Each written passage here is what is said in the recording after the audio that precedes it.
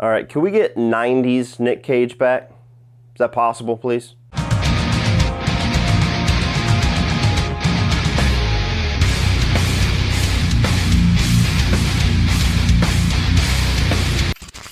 So Willy's Wonderland tells the story of a drifter locked inside of a decrepit kids' entertainment center that is haunted by demonically possessed animatronics. So Willy's Wonderland is the new flavor of the month. This was a trailer that dropped maybe a little less than a month ago. I never actually watched the trailer, but I heard from rumblings all around the horror community what this was going to be. Essentially, you get crazy Nick Cage, you put him inside of a Chuck E. Cheese, and all the animatronics are trying to kill him, and he has to survive the night. On paper, sounds pretty cool. That's all I needed to know. Finally checked the movie out on Friday when it dropped, and now I'm here to tell you whether or not it was worth the hype or not. Nick Cage is a funny guy. He's a funny actor. He's a funny legacy. This is a guy that started just throughout his entire career. He's had like these different little shifts, these different eras. He was doing a lot more of these quirky, dramatic pieces, even got the Oscar at one point. Then you had his 90s action era with movies like The Rock and Con Air and Face Off, which is probably my favorite. Then he kind of went to do more dramatic stuff like Adaptation again. Then he was doing direct-to-DVD stuff for a while and was just kind of off the rails and gone from Hollywood. And he's been kind of making a comeback the past 5 or 6 years, doing these really strange B-movie kind of almost grindhouse level films where he just takes his personality, kind of the caricature of what you expect Nicolas Cage to be. It just takes on these little wild concepts like Mandy, like Color Out of Space, the movie that I just watched on Sundance and absolutely fucking hated, Prisoners of the Ghostland, and now this one. And if I'm being honest, as much as it always seems on paper to be a good idea, whatever movie he's doing, I always feel like I walk out of it disappointed. So does this movie follow that trend, or does it finally break the mold and give me something that Nicolas Cage is destined to play in? Starting off with the positives for Willy's Wonderland. First of all, I just love the concept. I didn't even need to see the trailer because I love the concept. You have any actor shoved into a kid's entertainment center, locked in there, and the animatronics come to life because they're possessed or they're demons or whatever the truth was going to be revealed. They're trying to kill him, he has to kill them back. I was sold. I was like, okay, I'm there. That's got to be, if anything else, entertaining to watch. And it's a very cool concept. They pretty much realize it to its fullest potential in this movie. If you were there for the concept, the movie does deliver well on that concept. And going along with that, I liked the backstory, the lore that they give about why Willy's Wonderland is haunted, why these different animatronics are coming alive trying to kill people. You kind of just get little hints of it throughout the movie with different side characters, and then eventually there's this revelation to where you get the Sparkle Motion chick who fucks up every situation in every movie that she's ever been in that I can think of. She's the sheriff or the sheriff's deputy, and she has this little monologue where she tells you the story of Willy's Wonderland. And when they gave us the answer, oftentimes this is a dividing point in movies like this, to where you're either like, oh, that answer kind of sucks, or like this movie where I'm like, okay, that's actually pretty cool. That's interesting. I dig it. I thought the score and the soundtrack was actually pretty good in this too. Not like a huge standout, but it certainly complements what you're going for with this. Willy's Wonderland even has its own little theme song that you probably will get stuck in your head by the end of the movie. It's that Halloween 3 Season of the Witch Curse, but it does work well with the situations going on. You're having fun when you're supposed to have fun. There's creepy little music tones whenever they're supposed to be. Whenever you're having fight scenes, the music does amp you up, so bravo on that one. Unfortunately for me though, this is one of a list of movies that I thought sounded great in concept, sounded perfect for Nicolas Cage to be the guy to bring it to you, and I walked out of it very disappointed. I think this is a movie that a lot of people are really going to enjoy. They're going to take it for what it is and just have a mildly good enough time with it, and that's going to be satisfying enough for them.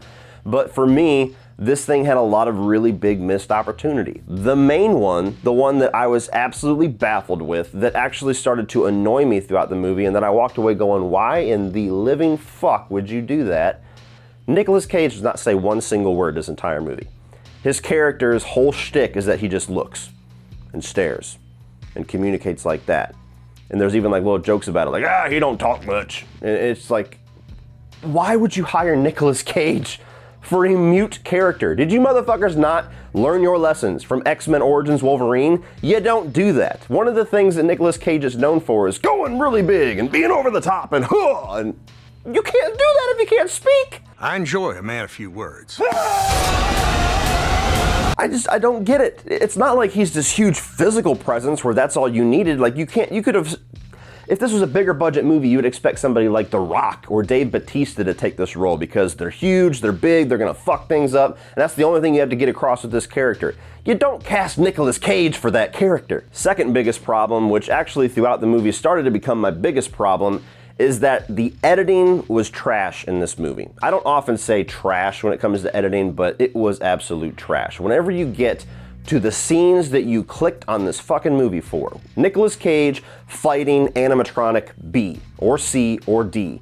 You have a fight scene, you have him kicking ass, it's kicking ass. Oh, is he gonna make it out alive? How is he gonna win? What's gonna happen? And every single time it got to that fucking scene, the camera would start doing this shaky cam, jittery shit, and it would also have this little blurred LSD effect, so you could barely even tell what the fuck is going on in these scenes.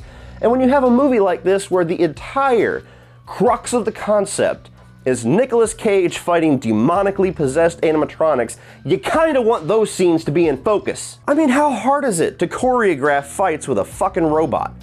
You had to shaky cam that? This is not Bourne, bitch. This is Nicolas Cage fighting Chuck E. Cheese. And my final negative with this is that the overall structure of the movie is very repetitive. The great fight scenes could have broken that up, but since it was nauseating the way that they decided to edit this and film this, to the point where I actually walked away from this film with a headache, and that is absolutely a truth. I almost postponed dead air. The basic structure of the movie is you have Nicolas Cage in this Willy's Wonderland place. He goes to clean something, an alarm goes off on his watch, he goes and opens up purple soda, sucks it down, crushes the can, throws it in the trash can, and plays pinball. And that structure right there leads up to a boss fight, and it just washes, rinses, and repeats that exact same sequence of events about 5 or 6 times in this movie, to the point where he's actually walking into a fight at one point, and he's like ready to kick ass, and he goes beep beep, and he's like, oh shit, I gotta go do that thing again. Walks away, and you get him cleaning, sucking down purple soda, and playing pinball while this chick's about ready to get massacred by this fucking Chuck E. Cheese thing. And it's like, is this supposed to be funny or awkward or like something that like we smile about? Because it's just kind of lazy and annoying. All in all, guys, I think that this is going to be a love or hate movie. This is a movie that you're either gonna walk into and say, man, that was an absolute blast, that was exactly the B-movie cheese that I needed. And then you're gonna get people like me that's going, wow, that concept had so much potential, and it just felt like you were trying to have surface value B-movie 80s vibes to it, but not really landing the heart and the soul of why we have so much nostalgia for that era and for that type of filmmaking. When you have a concept about Nicolas Cage fighting animatronics, you need to have a fully realized Nicolas Cage, and you need to have great memorable fight scenes. And this movie doesn't have either of those. So I'm left at it going, what is here that is memorable that I can recommend? Not a whole lot. So if you love the concept, I would wait until this thing is cheaper to watch online. I would not pay the full early access price for it, but definitely check it out. But if you're somebody that is looking forward to fully explosive Nicolas Cage or great zany memorable fight scenes, this is not the movie for you. So wait until it's cheaper and then stream it.